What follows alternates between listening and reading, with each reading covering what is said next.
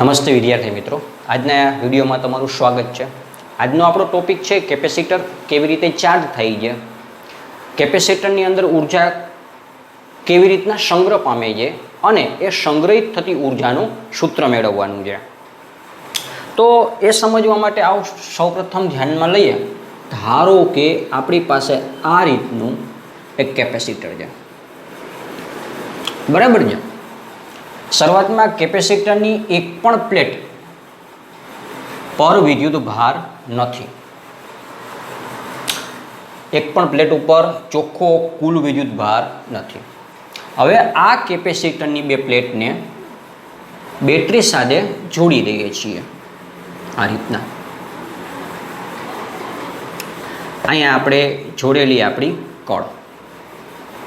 હવે એક વસ્તુ સ્પષ્ટ છે ભાઈ, કેપેસિટરની બે પ્લેટો છે એને આપણે વર્ષોના વર્ષો સુધી એમનેમ જ રાખીએ તો પણ આપમેળે આ પ્લેટો છે એ વિદ્યુત ભારિત બનશે નહીં, બરાબર છે। એને વિદ્યુત ભારિત કરવા માટે શું કરવું પડશે તો કે આપણે બહારથી ક્યાંકથી કંઈ ચોખ્ખો વિદ્યુત ભાર એની ઉપર મૂકવો પડશે।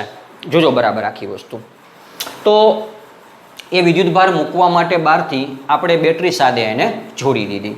બેટરીના વોલ્ટેજ કેટલા છે તો કે ભાઈ ફોર એક્ઝામ્પલ V।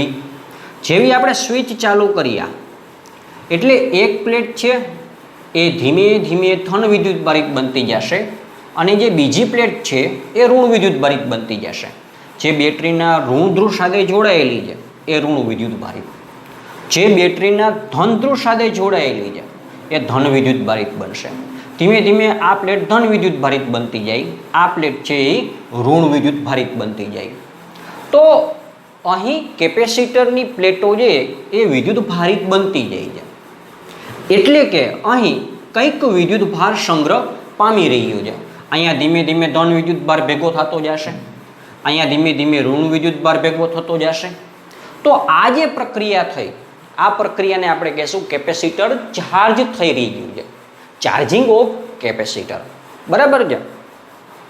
ઓકે, હવે આ વિદ્યુત ભારો અહીંયા આવી રહ્યા છે, આ ઋણ વિદ્યુત ભારો અહીંયા આવી રહ્યા છે, એના પરિણામે બે પ્લેટો વચ્ચે વિદ્યુત ક્ષેત્રનું નિર્માણ થશે।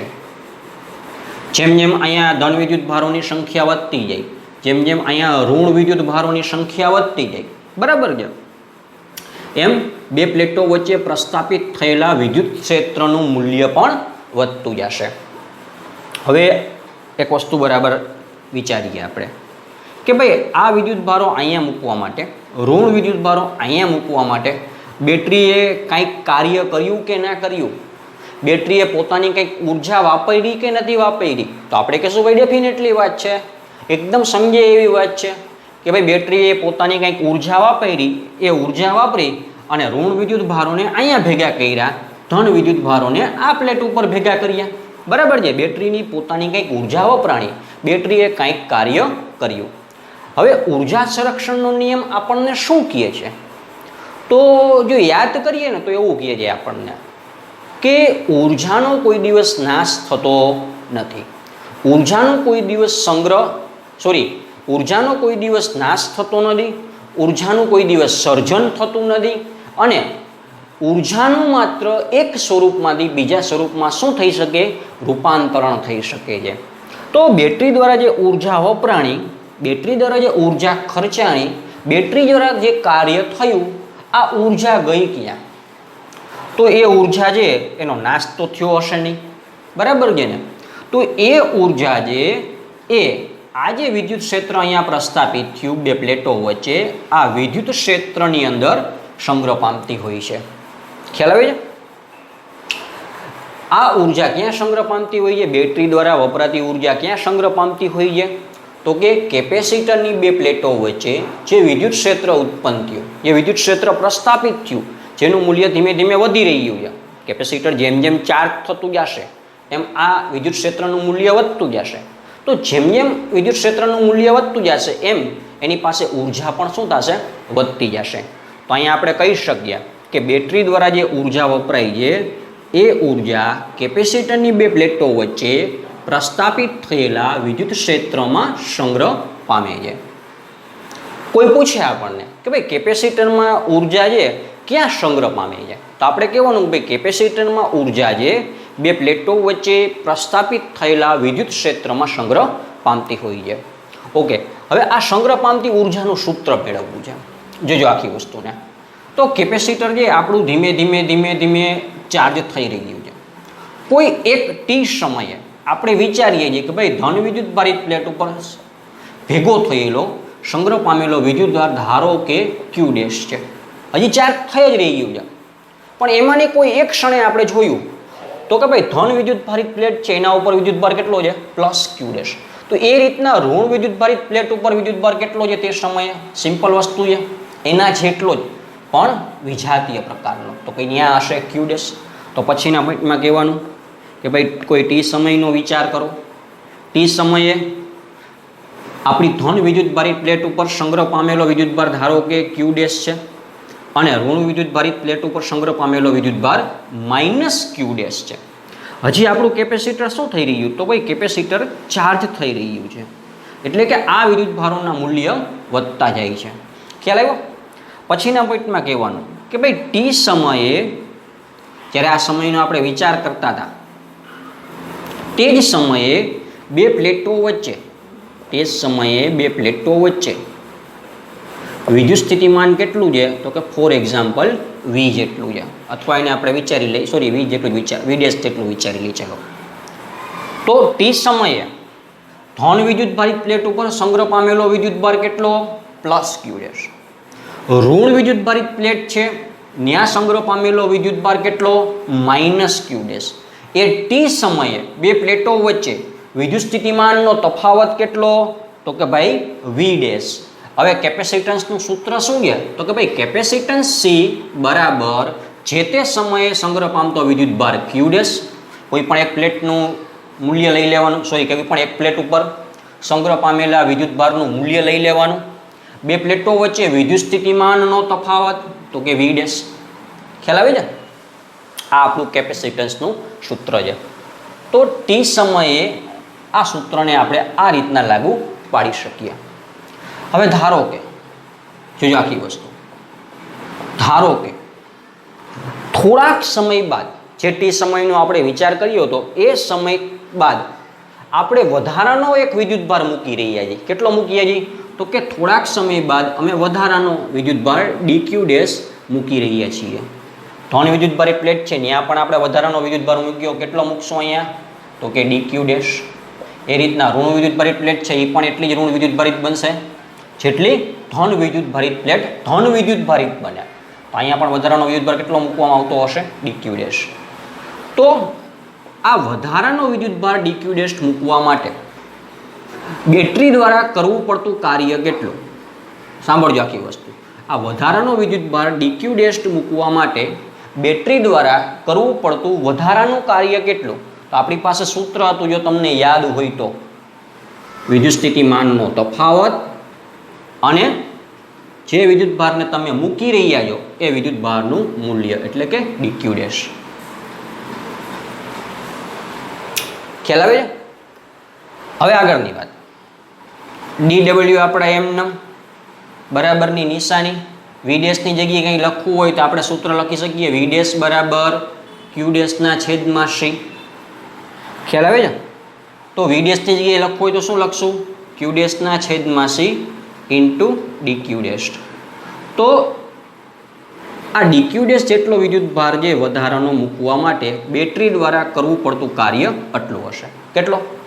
માત્ર આટલો જે સૂક્ષ્મ વિદ્યુતભાર ડીક્યુ ડેશ આપણે વિચાર્યો એટલો વિદ્યુતભાર આ પ્લેટ ઉપર મૂકવા માટે બેટરી દ્વારા કરવું પડતું કાર્ય આટલું હશે. હવે આપણે તો કેપેસિટરને શું કરવું છે? તો કે સંપૂર્ણ ચાર્જ કરવું છે. સંપૂર્ણ ચાર્જ કરવું એટલે શું? તો કે ભાઈ એની ક્ષમતા જેટલી વિદ્યુતભારને સંગ્રહિત કરવાની છે એટલા વિદ્યુતભારની આપણે શું કરવા છે? સંગ્રહિત કરી દેવા છે. તો આપણે વિચારીએ, ધારો કે આપણા કેપેસિટરની ક્ષમતા કેપિટલ ક્યુ જેટલા વિદ્યુતભારને સંગ્રહિત કરવાની છે. કેટલા વિદ્યુતભારને સંગ્રહિત કરવાની છે? કેપિટલ ક્યુ. એટલે કે ધીમે ધીમે ધીમે ધીમે આ પ્લેટ ધન વિદ્યુતભારિત બનતી જાય, ધીમે ધીમે આ પ્લેટ છે ઋણ વિદ્યુતભારિત બનતી જાય. એમ ધન વિદ્યુતભાર વધતા વધતા વધતા એનું મૂલ્ય કેટલું થઈ જાય? ક્યુ જેટલું. ઋણ વિદ્યુતભાર અહીંયા વધતા વધતા મૂલ્ય કેટલું થઈ જાય? માઇનસ ક્યુ જેટલું. બરાબર, એની ક્ષમતા આવી ગઈ. હવે વધારાનો કોઈ વિદ્યુતભાર અહીંયા સંગ્રહ પામી શકતો નથી. તો ત્યારે આપણે કહેવાય કે કેપેસિટર જે એ સંપૂર્ણ ચાર્જ થયું. જોજો આખી વાત. તો આપણા કેપેસિટરને સંપૂર્ણ ચાર્જ કરવા માટે એટલે કે વિદ્યુતભારનું મૂલ્ય કેપેસિટર ઉપર સંગ્રહ પામતા વિદ્યુતભારનું મૂલ્ય 0 થી કરીને કેટલું કરી નાખવાનું છે? +q કરવા માટે 0 થી ચાલુ કરી +q કરવા માટે બેટરી દ્વારા કરવું પડતું કાર્ય કેટલું?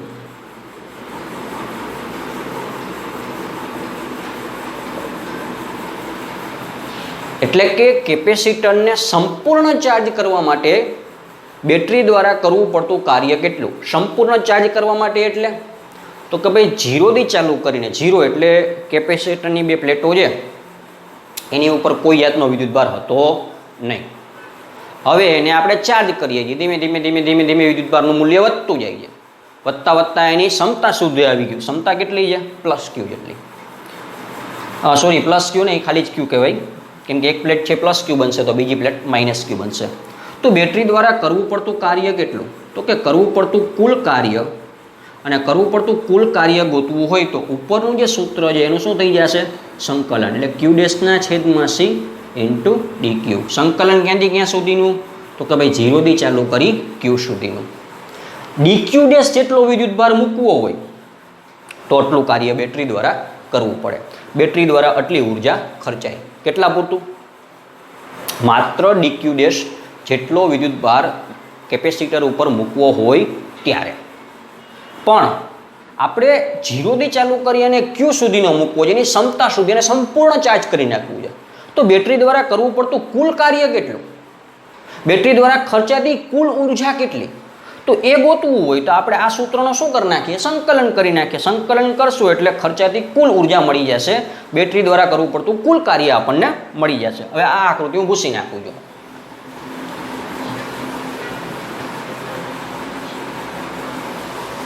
અહીં જોજો આખી વસ્તુ. તો બેટરી દ્વારા કરવું પડતું કુલ કાર્ય W બરાબર, ઇક્વેશન પાછું લખું છું, 0 થી q, q'/c × dq. c by capacitance અચળાંક છે, સંકલનની ક્યાં આવી જાય? બારે. તો 1/c અહીંયા શું થઈ જશે? 0 થી q, q' × dq. સંકલન એપ્લાય કરીએ એટલે 1/c આપણા એમનામ. સંકલન એપ્લાય થયું એટલે q' નું શું થઈ જશે? q' નો વર્ગ થઈ જશે. સંકલનની નિશાની નીકળી ગઈ, dq નીકળી ગયા અને q' નો શું થઈ ગયો? વર્ગ. ના છેદમાં જેટલી ઘાત આવતી હોય એટલી ઘાત. અહીંયા 2 આવે તો અહીંયા 2. લિમિટ આપણી એમનામ 0 થી ચાલુ કરી q સુધી. હવે લિમિટ મૂકીએ. 1/c આપણા એમનામ. q' પહેલાં અપર લિમિટ, તો q' ની જગ્યાએ શું મૂકશું? q. એટલે q નો વર્ગ ના છેદમાં 2. લોઅર લિમિટ 0 નો વર્ગ ના છેદમાં 2 એટલે જવાબ આવશે 0. તો આ સૂત્રને ફર્ધર સિમ્પ્લિફાય કરીએ તો આપણી પાસે ઇક્વેશન બને છે q²/2c. તો બેટરી દ્વારા આટલું કાર્ય કરવું પડે છે. જોજો હવે આ જે કાર્ય બેટરી દ્વારા કરવું પડ્યું, જો ધોરણ 11 નો એક ટોપિક તમને યાદ હોય ને તો એક પ્રમેય આવતો હતો, કાર્ય ઉર્જા પ્રમેય. કાર્યનું ઉર્જામાં અને ઉર્જાનું કાર્યમાં રૂપાંતરણ થઈ શકે છે. તો બેટરી દ્વારા કરવું પડતું કાર્ય એને તમે આવું પણ કહી શકો કે બેટરી દ્વારા ખર્ચવામાં આવતી ઉર્જા. તો બેટરી દ્વારા ખર્ચાતી કુલ ઉર્જા, જેને આપણે u વડે દર્શાવીએ તો u બરાબર લખી શકાય q²/2c. ખ્યાલ આવ્યો? ઓકે. હવે આ સૂત્રને આપણે જુદા જુદા સંદર્ભમાં, જુદા જુદા સ્વરૂપોમાં કન્વર્ટ કરીએ. આ પહેલું એક ફોર્મ, પહેલું સ્વરૂપ નંબર 1. હવે બીજા સ્વરૂપમાં કન્વર્ટ કરવું. જોજો આખી વાત. તો આ કેપેસિટન્સનું સૂત્ર શું હતું? તો કે ભાઈ C બરાબર q/v. યાદ આવ્યું? આ C નું જે મૂલ્ય છે આમાં મૂકી દો તો આવું સૂત્ર બનશે. q² આપણા એમનામ ના છેદમાં 2. C ની જગ્યાએ શું લખ્યા? q/v. q કેન્સલ, અહીંથી q નો સ્ક્વેર કેન્સલ. શું બનશે? તો આપણી પાસે ઇક્વેશન ડેવલપ થશે. ઉપર q નો સ્ક્વેર કેન્સલ એટલે 1q વધ્યા, ના છેદમાં 2 દેખાય છે. v છેદનો છેદ છે, છેદનો છેદ ક્યાં જાય? અંશમાં. તો આપણી પાસે બીજું ફોર્મ શું બન્યું? યુ બરાબર 1/2 ક્યુ ઇન્ટુ વી. આ બીજું સ્વરૂપ, સ્વરૂપ નંબર 2. ત્રીજું સ્વરૂપ બનાવવું છે. આ બીજું સ્વરૂપ બન્યું, આ આપણું પહેલું સ્વરૂપ, પહેલું ફોર્મ. ત્રીજું બનાવવું છે. હવે ત્રીજું બનાવવું હોય તો આ સૂત્ર દેખાય જ બધાને, સી બરાબર કેપેસિટન્સ વાળું ને, ક્યુના છેદમાં વી. ક્યુને સૂત્રનો કરતા બનાવો તો શું થઈ જશે? C into V. તો એ સમીકરણ 1માં મૂકી દઈએ, પહેલા સ્વરૂપમાં મૂકીએ ક્યુની કિંમત. તો ક્યુનો સ્ક્વેર જે એટલે સી સ્ક્વેર ઇન્ટુ વી સ્ક્વેર દેખાઈ જાય આમાં. પહેલા સ્વરૂપમાં આપણે શું મૂકીએ? ક્યુની કિંમત. તો ક્યુની જગ્યાએ શું આવી જશે? સી સ્ક્વેર ઇન્ટુ વી સ્ક્વેર. ક્યુનો સ્ક્વેર છે ના છેદમાં 2c આપણા એમના. અહીંયાથી સી કેન્સલ, અહીંયાથી એનો સ્ક્વેર કેન્સલ. તો આપણી પાસે ઇક્વેશન બનશે યુ બરાબર સ્ક્વેર કેન્સલ થઈ ગયો એટલે સી આપણા એમના ઇન્ટુ વી સ્ક્વેર અને 1/2. આ એનું ત્રીજું સ્વરૂપ. તો આ ત્રણે ત્રણ સૂત્રોનો ઉપયોગ કરી પહેલું સ્વરૂપ, બીજું સ્વરૂપ અને ત્રીજું સ્વરૂપ કેપેસિટરની બે પ્લેટો વચ્ચે સંગ્રહ પામતી કુલ ઉર્જાને તમે શોધી શકશો. ખ્યાલ આવે છે? કેપેસિટરની બે પ્લેટો વચ્ચે ઉર્જા કયા સ્વરૂપમાં સંગ્રહ પામે છે? પાછું યાદ દેવડાવી દઉં તો કે ભાઈ કેપેસિટરની બે પ્લેટો વચ્ચે એ ઉર્જા પ્રસ્થાપિત થયેલા વિદ્યુત ક્ષેત્રમાં સંગ્રહિત થાય છે. એ સંગ્રહિત થતી ઉર્જા આવે છે ક્યાંથી? કેપેસિટર પાસે ઉર્જા આવી ક્યાંથી? કે ભાઈ બેટરી દ્વારા. બેટરીએ એને ચાર્જ કર્યું એટલે વિદ્યુત ભારો મૂક્યા, અને વિદ્યુત ભારો મૂકવા માટે બેટરીએ કાંઈક કાર્ય કરવું પડ્યું, કાંઈક ઉર્જા વાપરવી પડી. બેટરી દ્વારા વપરાતી ઉર્જા, કુલ ઉર્જા કેટલી? તો કે ભાઈ આ સૂત્રનો ઉપયોગ કરીને ગોતી શકાય, આ સૂત્રનો ઉપયોગ કરીને અને ત્રીજા સૂત્રનો ઉપયોગ કરીને ગોતી શકાય. સાંભળજો આખી વાત. બેટરી દ્વારા જેટલી ઉર્જા વપરાય છે, બેટરી દ્વારા જેટલી ઉર્જા ખર્ચાય છે, એટલી જ ઉર્જા કોને મળે છે? કેપેસિટરને મળે છે. તો કેપેસિટરમાં સંગ્રહ પામતી કુલ ઉર્જા કેટલી? તો કે ભાઈ આ સૂત્રનો ઉપયોગ કરીને, આ સૂત્રનો અને આ સૂત્રનો ઉપયોગ કરી અને શોધી શકાય. અહીંયા આપણે ઓહમિક લોસીસને અવગણી નાખીએ છીએ, બીજા જે લોસીસો થતા હશે એને પણ અવગણી નાખ્યા છે. એક આદર્શ પરિસ્થિતિની, એક આઈડિયલ કન્ડિશનનો આપણે વિચાર કર્યો છે. તો આ થઈ ગઈ ઉર્જાની વાત કે ભાઈ કેપેસિટરમાં ઉર્જા કયા સ્વરૂપમાં સંગ્રહ પામે છે, ગોતવી હોય તો એના માટેના સૂત્ર શું છે? પહેલું સૂત્ર, બીજું સૂત્ર અને ત્રીજું. ત્રણે ત્રણ એક જ સૂત્રના જુદા જુદા સ્વરૂપો છે. તો મહેરબાની કરી પહેલાં આટલું છે એક નોટ ઉતારી બરાબર એકવાર લખજો એટલે ખ્યાલ આવે. હું જરાક હટી જાઉં છું એટલે બધાને દેખાઈ આવે. બરાબર છે? હવે આ જે ત્રણ સૂત્ર આપણી પાસે બનીએ, આ ત્રણ સૂત્રને આપણે અલગ કરીને લખીએ.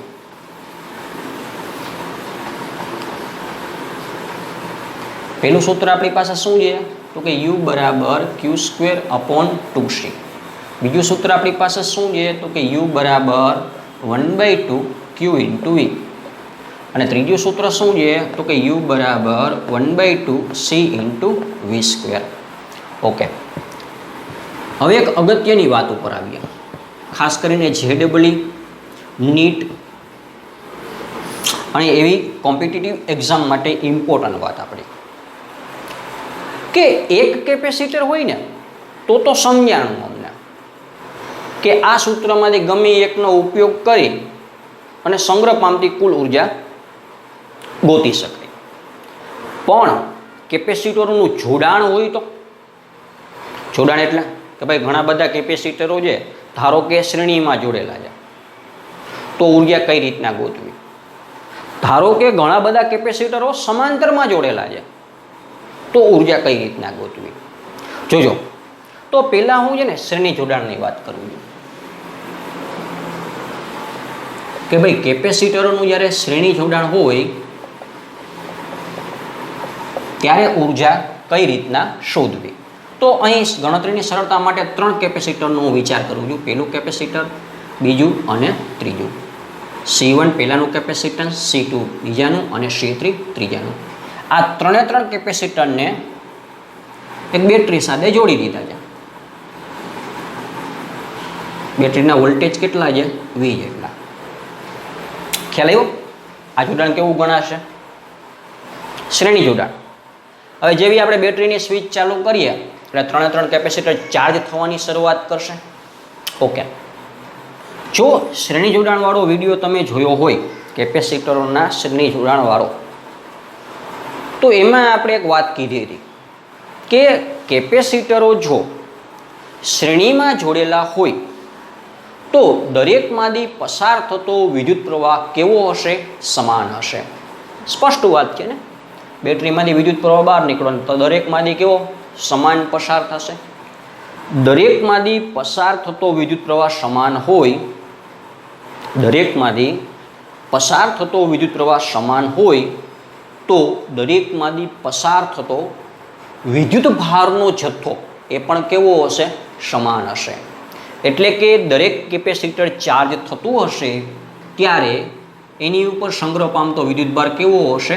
સમાન હશે. અહીંયા પણ ક્યુ જેટલો સંગ્રહ પામશે, અહીંયા પણ ક્યુ જેટલો સંગ્રહ પામશે અને અહીંયા પણ ક્યુ જેટલો.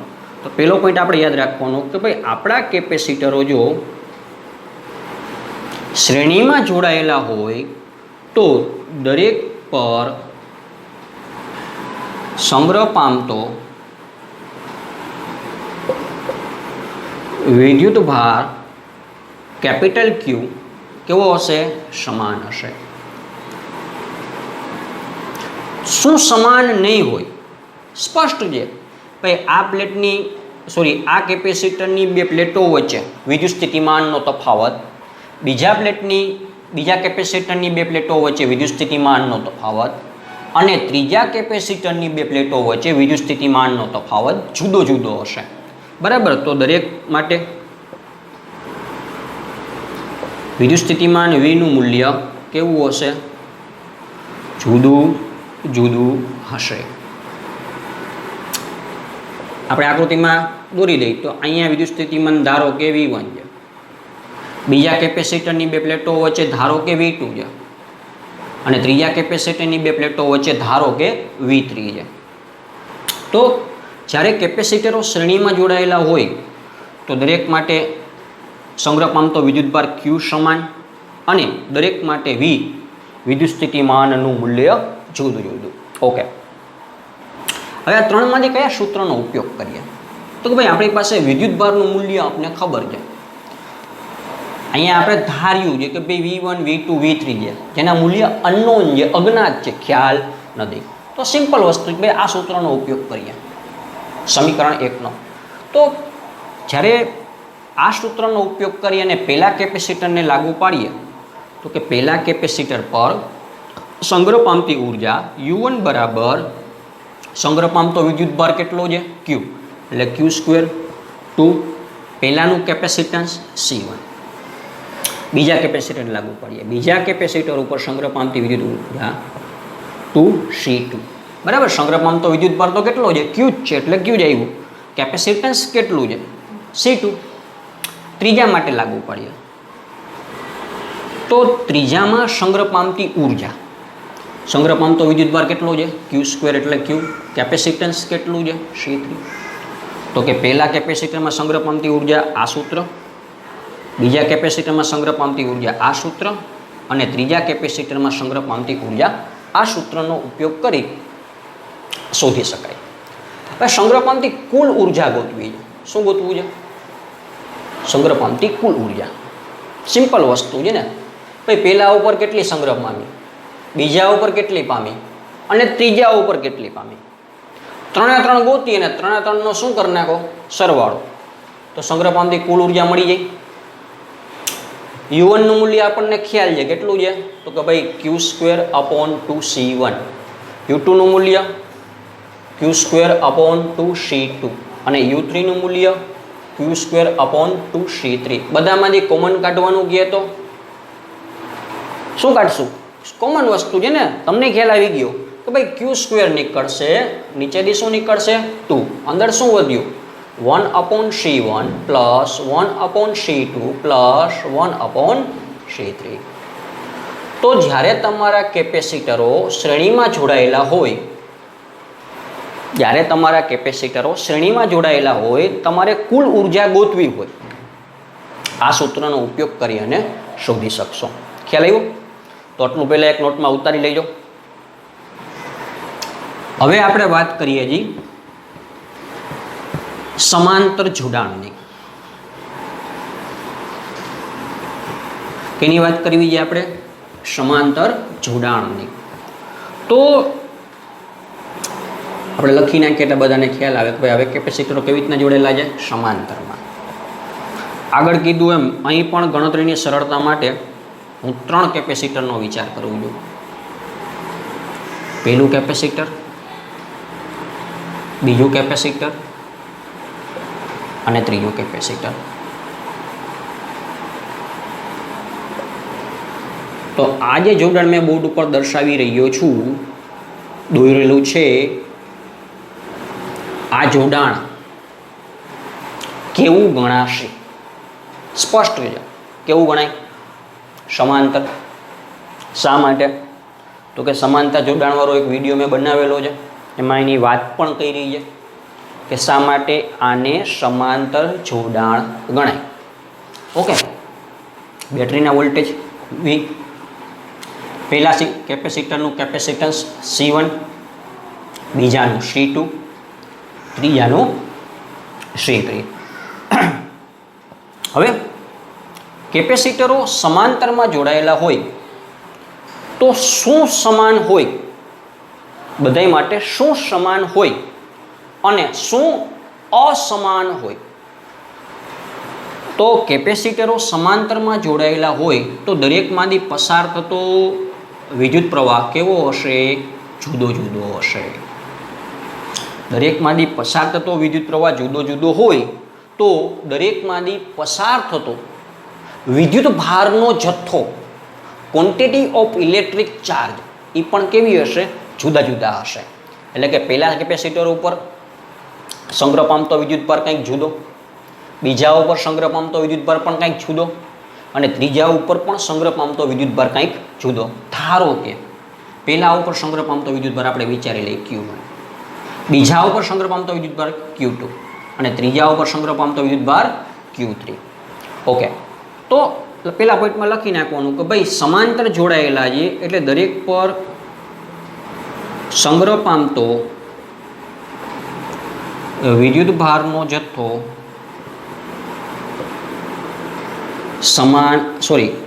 જુદો જુદો હશે. કેમાં જોડાયેલા છે? સમાંતરમાં. આથી શું જુદું જુદું હશે? તો કે સંગ્રહ પામતો વિદ્યુત ભારનો જથ્થો. બીજા પોઈન્ટ ઉપર આવીએ તો શું સમાન હશે?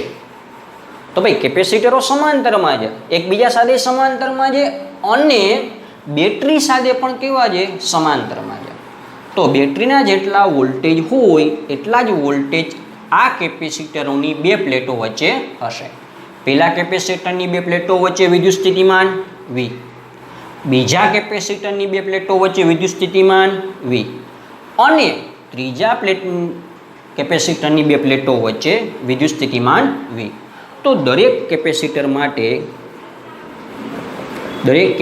માટે શું સમાન હશે? તો કે વિદ્યુત સ્થિતિમાન V સમાન હશે.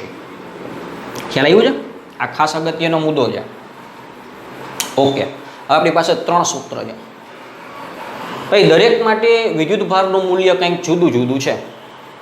મેં ધારી લીધું પહેલા માટે Q1, બીજા માટે Q2, ત્રીજા માટે Q3. પણ Q1 નું મૂલ્ય કેટલું, Q2 નું મૂલ્ય કેટલું અને Q3 નું મૂલ્ય કેટલા કુલમ મને ખબર નથી. મને શું ખબર? બેટરીના વોલ્ટેજ ખબર છે. બેટરીના વોલ્ટેજ ખબર છે એટલે કેપેસિટરની બે પ્લેટો વચ્ચે વિદ્યુત સ્થિતિમાનનો તફાવત કેટલો એ પણ મને ખબર હશે. શા માટે? તો કે ભાઈ બેટરીના જેટલા વોલ્ટેજ હોય એટલા જ વોલ્ટેજ કેપેસિટરની બે પ્લેટો વચ્ચે હશે. કેમ કે બધા એકબીજા સાથે કેવી રીતના જોડાયેલા છે? સમાંતરમાં છે. તો મને વોલ્ટેજનું મૂલ્ય ખબર છે, એટલે કે વિદ્યુત સ્થિતિમાનનું મૂલ્ય ખબર છે. તો 3 સૂત્રમાંથી કયા સૂત્રનો ઉપયોગ કરી શકું?